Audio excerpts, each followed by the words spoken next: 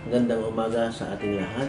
Tayo ngayon ay nasa pangatlong araw ng ating 50-day intercessory and prayer warfare. At alam ko na maraming nag-aalala dahil sa ongoing global concern of this virus, itong COVID-19. But again, lagi nating sinasabi na huwag tayong matakot. Hindi ito sapat na dahilan upang tayo panghinaan ng loob dahil meron tayong Diyos na buhay at makapangyarihan. Pwede po tayong manalangin.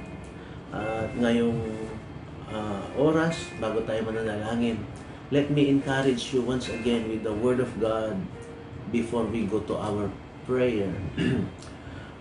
Kasi marami tayong naririnig ngayon na tinatawag na lockdown o kay community quarantine, everybody should stay home. Alam niyo ho, ito'y hindi isang bagong bagay. I remember in the Old Testament, sa book of Joshua, makikita natin nagkaroon ng parang tinatawag na house lockdown sa panahon ni Rahab. At gusto kong basahin sa inyo sa scripture, mababasa sa Joshua chapter 2 verse 17. Nakalagay doon ay ganito, 2:17 to 20.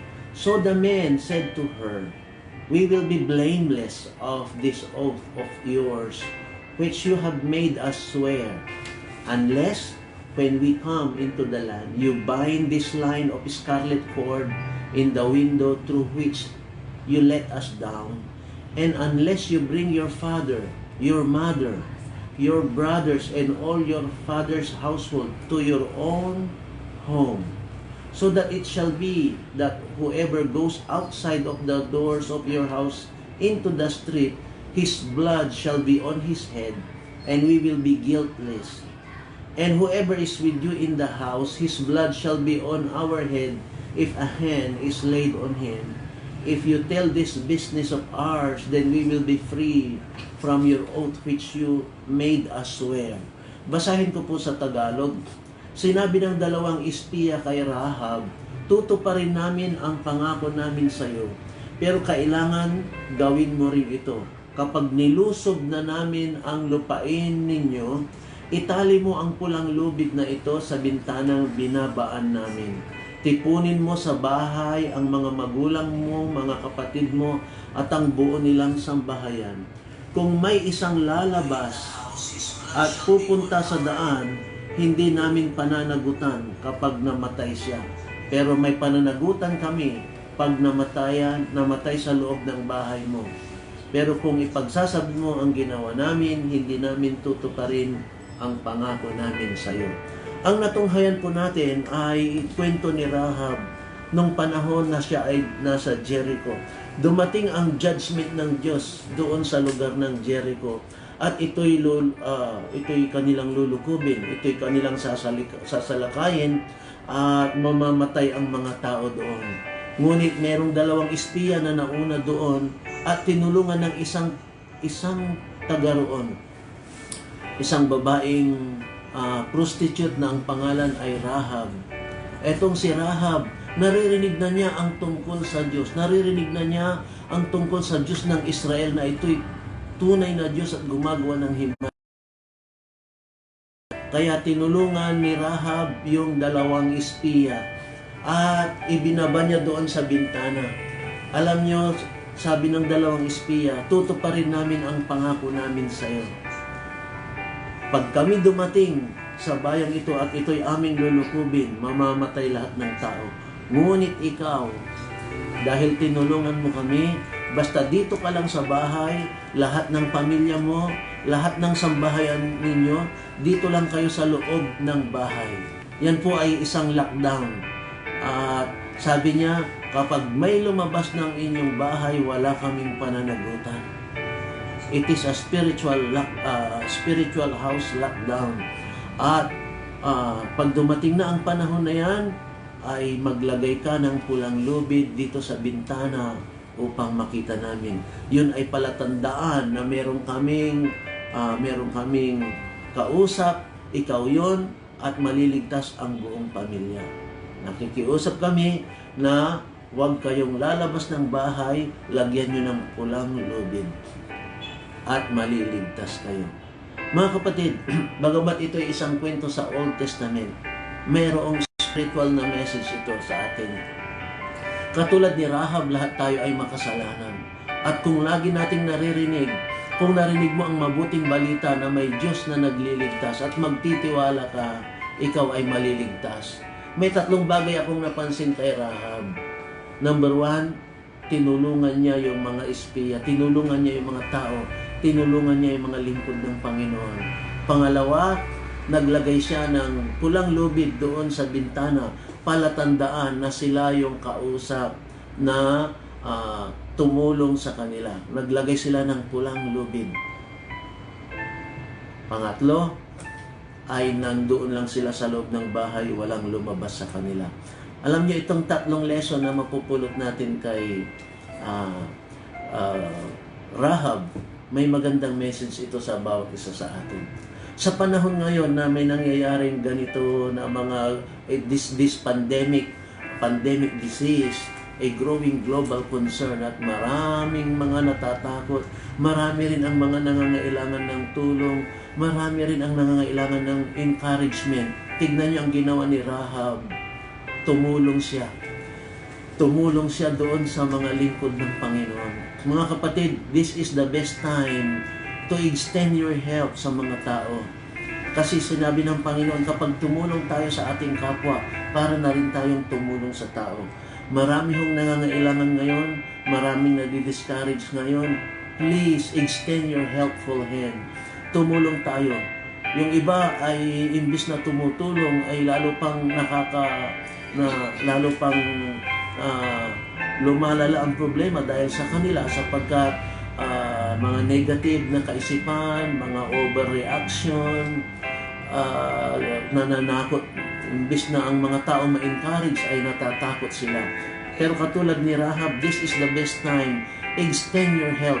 Hindi man tayo makapunta sa iba't ibang lugar para makatulong sa pamamagitan ng anumang tulong mayroon tayo, financially, materially, or kahit man lang mag-encourage tayo sa social media, malaking bagay na po yan.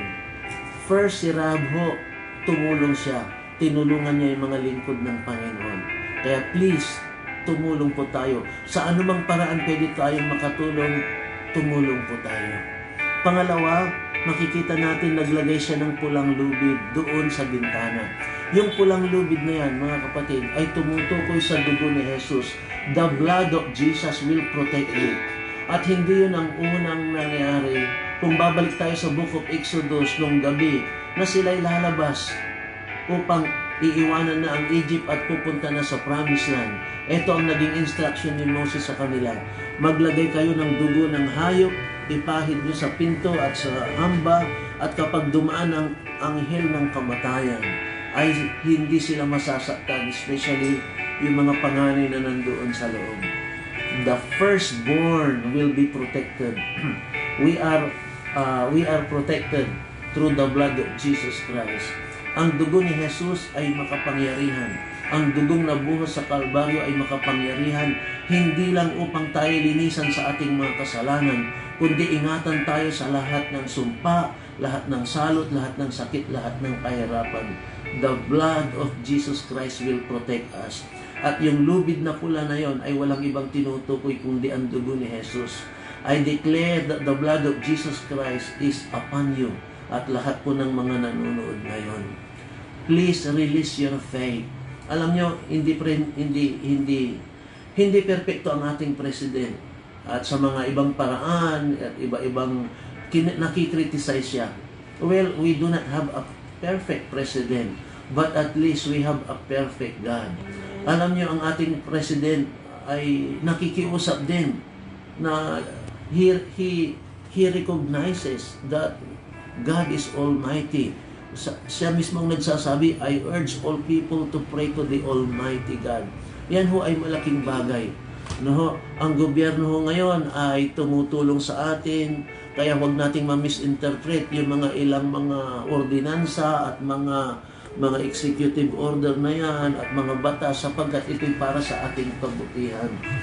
The government is not persecuting us.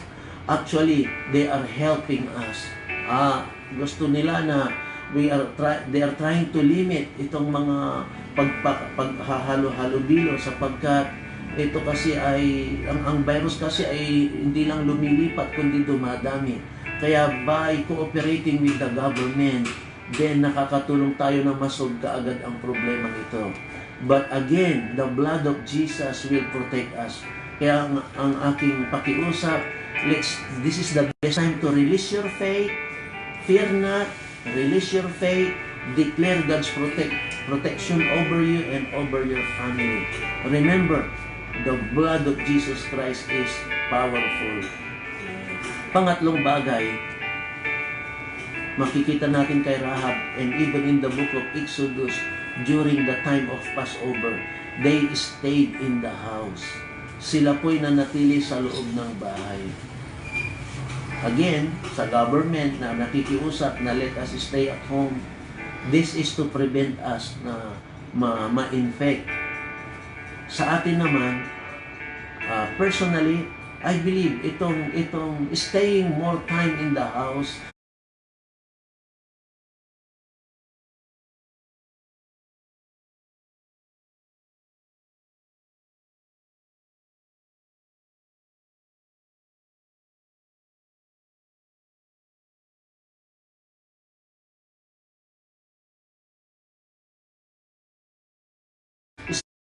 spending more quality with your family. This is also the best time to enjoy your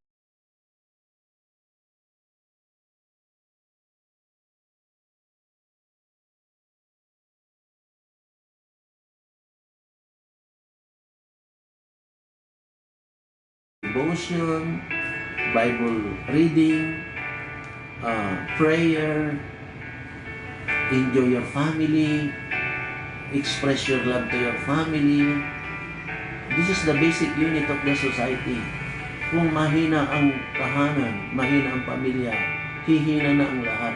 Kaya God is giving us an opportunity to enjoy our family. Kaya mga kapatid, stay in the house. Of course, spiritually ang tinutukoy dito is the house of the Lord. But also, our house. Yan ho, yung kapilya at saka pamilya, iisa po yan. Hayaan nyo na ang Panginoon ang siyang maghari sa atin. Huwag tayong matakot. Itong mga pangyayaring ito ay matagal na hong nakasulat sa Biblia. Sabi niya sa 2 Timothy chapter 3 verse 1, "But know this," alamin nyo ito, "that in the last days perilous times will come." Nakasulat na ho na sa mga huling panahon, darating talaga ang mga ganitong peligrosong panahon. Pero those who trust in God will be protected. Sabi niya sa Psalms 91 verse 3, Psalms 91:3, "Surely He shall deliver you from the snare of the fowler and from the perilous pestilence."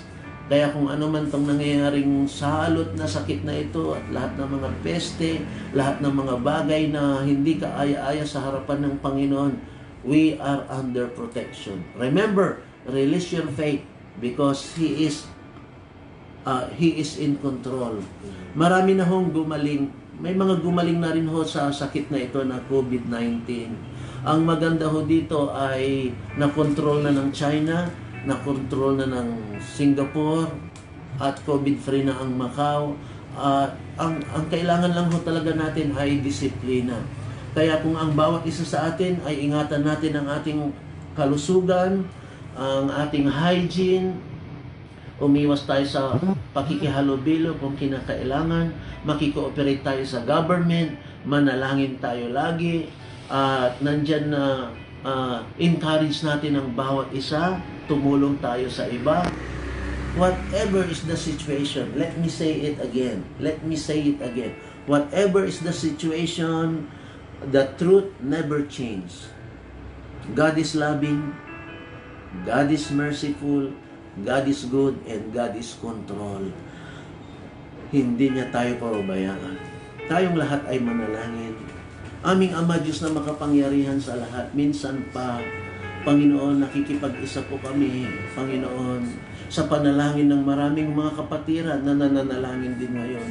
At Lord, nararamdaman namin ang nararamdaman ng maraming tao, yung fear, yung worry, yung concern. Panginoon, Lord God, hinihiling po namin that you will open the windows of heaven.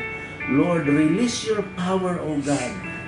Father, in the name of Jesus, we pray for all the people, Lord God, ang sambayan ng Pilipino, Panginoon, kasama na lahat ng mga manampalataya.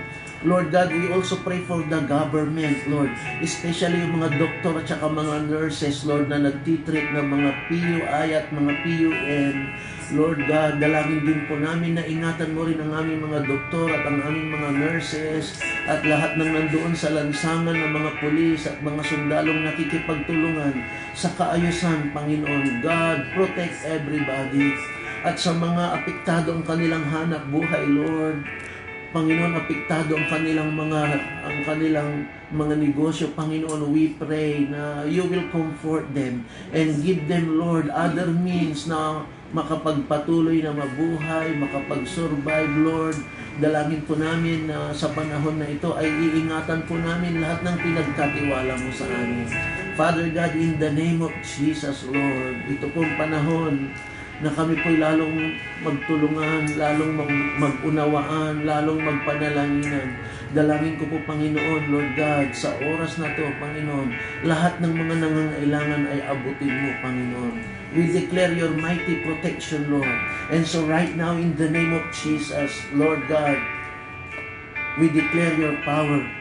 We stand on your word that whatsoever we shall bind on earth will be bound in heaven. Whatsoever we shall release on earth will be released in heaven. Father, in the name of Jesus, I declare in Jesus' name that you will stretch forth your mighty healing hand, that you will stretch forth your protection over all, Panginoon, all the people. And in the name of Jesus, we bind the enemy in Jesus' name. We bind the spirit behind this virus. Satan, you are defeated. We declare the fire of the Holy Spirit will consume all this virus, and the blood of Jesus will cover all His people. And in the name of Jesus, sinisira namin ang sakit na ito. We declare, hindi na ito magtatagal at sa makapangyarihang pangalan ni Jesus, ang Panginoong tagapagligtas, ang Panginoong manggagamot, ang Panginoong nagpapagaling sa amin. Ngayon pa lang, I declare healing sa lahat ng mga kapatiran, sa lahat ng mga nanonood. Release your faith, declare God's healing and protection over your life. The presence of the Lord be with us. His presence, His power, His protection, His provision shall be upon you, and His peace. Shalom. God bless us all, mga kapatid. Hallelujah.